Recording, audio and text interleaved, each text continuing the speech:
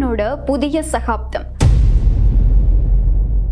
மத்திய கிழக்கோட அதிகார மையமான ஈரான்ல இப்போ ஒரு பெரிய அரசியல் பூகம்பம் வெடிச்சிருக்கு. பல தசாப்தங்களா ஈரானை வழிநடத்திக்கிட்டு இருந்த அயதுல்லா அலி கமேனிக்கு அப்புறமா அந்த அரியாசனம் யாரு அப்படிங்கிற கேள்விக்கான விடை இப்போ கிடைச்சிருக்கு. அது வேற யாரும் இல்ல, கமேனியுடைய இரண்டாவது மகன் முஜ்தபா கமேனி.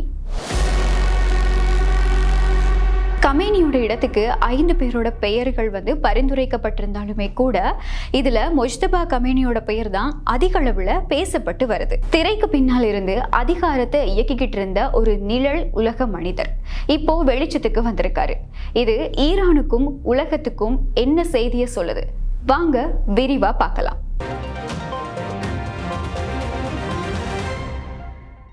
யார் இந்த முஜ்தபா கமேனி? 56 வயசு இருக்கக்கூடிய முஜ்தபா கமேனி இதுவரைக்குமே ஈரானிய அரசாங்கத்துல எந்த விதமான உத்தியோகபூர்வ பதவியுமே வகிச்சவர் கிடையாது. ஆனா ஈரானோட நிழல் உலக அதிகார மையம் அப்படின்னு இவரை தான் எல்லாருமே அடையாளப்படுத்திட்டு இருக்காங்க.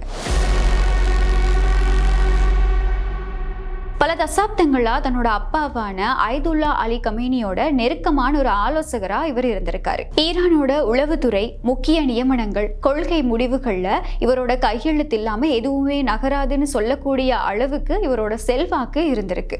ஈரானோட உண்மையான பலமே அவங்களோட புரட்சிகரமான இராணுவம் அப்படின்னு சொல்லப்படக்கூடிய IRGC தான். முஜ்தபா இந்த அமைப்பு கூட நெருக்கமான ஒரு பிணைப்புல இருக்கதாகவும் சொல்லப்படுது. அது மட்டும் இல்லாம தன்னோட அப்பாவோட புரட்சிகரமான கொள்கைகளை எந்த விதமான மாற்றமுமே இல்லாம முன்னெடுப்பாரு அப்படிங்கிற ஒரு நம்பிக்கையும் இவர் மேல வைக்கப்பட்டிருக்கு. மேற்கத்தேய நாடுகள் முக்கியமா அமெரிக்கா, இஸ்ரேல் நாடுகளோட எந்த விதமான சமரசத்துக்குமே இடமளிக்காம ஒரு கடும் போக்குவாதியா அவர் செயல்படுவாரு அப்படிங்கிற நம்பிக்கையும் இவர் மேல வெளிப்படுத்தப்பட்டிருக்கு. ஈரான்ல 1979 புரட்சிக்கு அப்புறமா வம்ச ஆட்சி கிடையாது அப்படிங்கிற ஒரு பிம்பம் இருந்தது. ஆனா இப்போ அப்பாக்கு அப்புறமா மகன் இந்த இடத்துக்கு வர்றது கமேனி குடும்பத்தோட அதிகாரத்தை மறுபடியும் நிலைநிறுத்தும் அப்படின்னு சொல்லி அரசியல் ஆய்வாளர்கள் எல்லாமே கருத்து வெளியிட்டு இருக்காங்க. ஈரான்ல இருக்கக்கூடிய மற்ற அரசியல் தலைவர்களுக்கு இது எந்த மாதிரியான அதிர்வலைகளை ஏற்படுத்தும் அப்படிங்கிறது இப்போ வரைக்கும் கேள்விக்குறிதான். முஜ்தபாவோட இந்த நியமனம் சர்வதேச அரசியல்ல நிறைய மாற்றங்களை உண்டாக்கும். முக்கியமா ஈரானோட அணுசக்தி திட்டம் இன்னும் தீவிரமா செயல்படும் அப்படின்னு சொல்லி எதிர்பார்க்கப்படுது.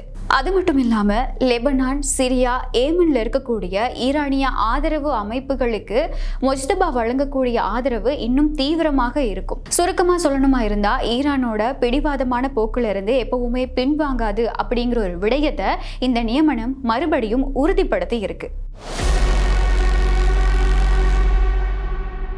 நிழல் உலக அதிகார மையமா இருந்த முஜ்தபா கமேனி ஈரானோட அடுத்த உச்ச தலைவரா நியமிக்கப்படுவாரா? அப்படி நியமிக்கப்படுவாரா இருந்தா அது அமைதிக்கான வழியா இருக்குமா, அப்படி இல்லைன்னா மோதல்களுக்கான ஆரம்பமா இருக்குமா அப்படிங்கிறதுக்கு நிச்சயமா காலம்தான் பதில் சொல்லும்.